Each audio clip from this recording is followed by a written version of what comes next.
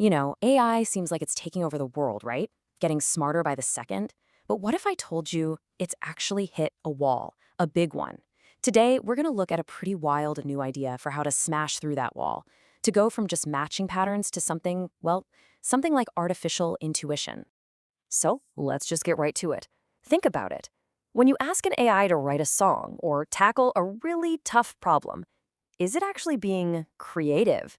Like truly coming up with something brand new out of thin air? Well, if you look at the actual numbers for problems that are truly novel, the answer is kind of shocking. When we put our most advanced AIs up against challenges they have zero training data for, their success rate is less than 5%. Yeah, less than 5%. So let's unpack that.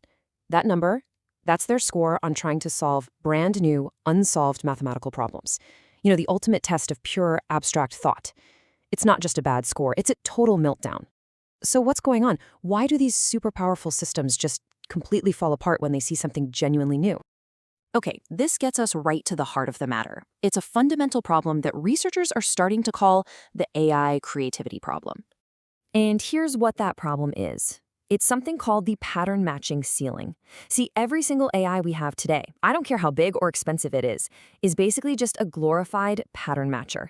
It is brilliant, absolutely brilliant, at spotting and mashing up patterns it learned from its training data. But it can't create a truly new idea. That's why people call them stochastic parrots. They're just repeating things back in a very, very fancy way. And what about all those clever workarounds you hear about, right? Chain of thought? That's just breaking one big pattern matching job into a bunch of smaller ones. Mixture of experts? Okay, that just means you have a team of specialized pattern matchers that aren't really collaborating. And getting AIs to debate each other? Nope. They're all still stuck arguing inside the very same logical box. They can't get out.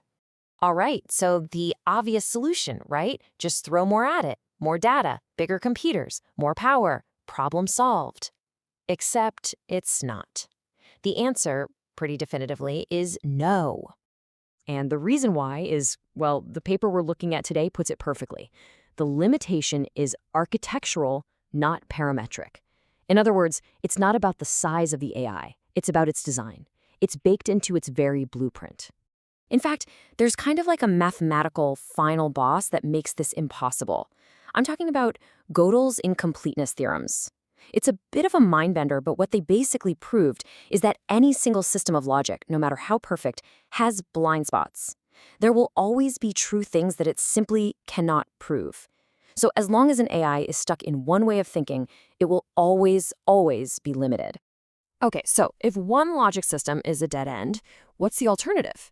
Well, this is where things get really interesting. We have to completely change how we think about AI reasoning. It's a total paradigm shift. So let me introduce you to quantum-inspired polylogic, or QPL for short. This is wild. Instead of just one logic, this idea says, let's take multiple, even totally contradictory logics, and hold them all in our hands at the same time. Kind of like a quantum superposition. The magic happens in the conflict and the tension between these different ways of thinking. That's where brand new ideas are born. And this really just lays it all out, doesn't it? On one side, you have monological reasoning. That's today's AI. It's stuck with one logic, desperately looking for the one correct answer. But on the other side, you have polylogical reasoning. It doesn't run from conflict, it embraces it. It uses that friction to create something totally new, something that transcends all the individual rules. And this quantum analogy? It's a perfect way to picture it. You remember the double slit experiment from physics class, right? The different logics are like those two slits in the wall. The problem you're trying to solve, it kind of passes through both slits at the same time. The result you see on the other side isn't just one path or the other. It's that crazy interference pattern. That's your emergent inference, a new understanding that literally couldn't exist without both logics being in play at once. And hey, this isn't some far-out physics thing. It's actually how the best human experts think. Think about a brilliant doctor trying to diagnose a super rare disease. They aren't just following one flowchart. No, they're holding multiple, often conflicting ideas in their head all at once. And that aha moment, that creative breakthrough, it comes from the tension between those different possibilities. Okay, so this sounds great in theory, but how do you actually build it? How do you turn this abstract idea into a real system? Well, let's take a look at the proposed architecture. It's called the artificial intuition engine, and it's basically a four-step process. First, you get a bunch of different AIs to look at the same problem, but you force each one to use a different conflicting logic. Step 2, a mathematical core takes all that conflict and puts it into that quantum-like superposition. Step 3, the engine sifts through that interference pattern and pulls out the brand new insight, that's the emergent inference. And finally, step 4, another AI acts as a translator, turning that complex new idea back into something we can understand. All right, let's put this thing to the test. How would it handle a truly impossible real-world problem? I'm talking about one of the thorniest ethical dilemmas out there. Imagine a self-driving car in a nightmare no-win scenario. So Agent 1, running on pure follow-the-rules logic, says, absolutely do not swerve. But Agent 2, the utilitarian, says, no, you have to swerve. It minimizes the total harm. And then Agent 3, using care ethics, chimes in, forget all that. Protect the people inside the car first. It's a total deadlock. 3 different logics, 3 completely opposite commands. A regular AI would just freeze. But the QPL engine thrives on this conflict. It finds an emergent solution. It actually generates a new ethical principle, a creative third option that borrows a little from each logic but is bigger than all of them. It's an answer that none of the individual agents could have ever come up with on their own.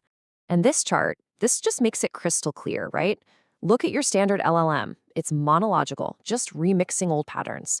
Multi-agent systems, still monological, they're just trying to argue their way to a consensus.